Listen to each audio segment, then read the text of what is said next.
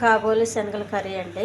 వాటికి కావలసిన ఉల్లిపాయలు, కొద్దిగా ఆయిల్ అండి, కొద్దిగా మినపప్పు, కొంచెం శనగపప్పు, కొద్దిగా జీలకర్ర, బిర్యానీ ఆకు అండి, కొంచెం ఉల్లిపాయ.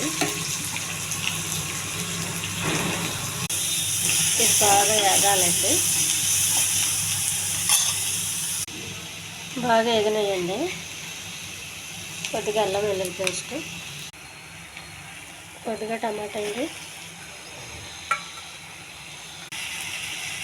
కొద్దిగా గరం మసాలా అండి, కొంచెం పసుపు,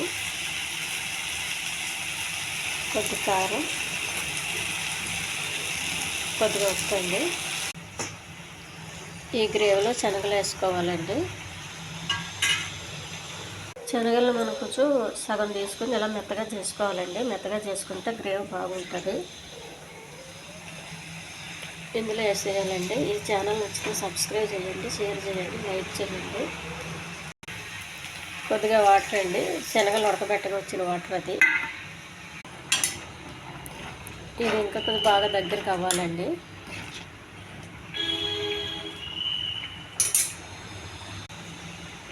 కొద్దిగా కొబ్బరి పొడి అండి, చిక్కదనం కోసం.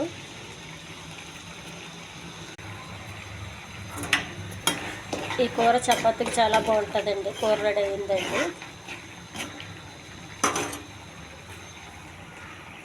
దించే ముందు కొద్దిగా కొత్తిమీర అండి. ఈ చపాతీకి పూరికి బాగుంటుందండి.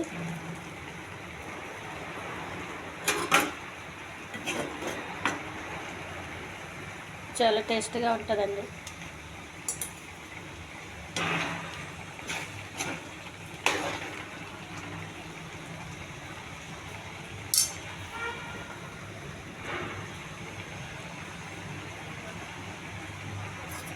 దీన్ని కొంచెం గ్రేవీలాగా పెట్టుకోవాలండి. మరి దగ్గరికి చేసేవద్దు, చక్కగా అయిపోతుంది.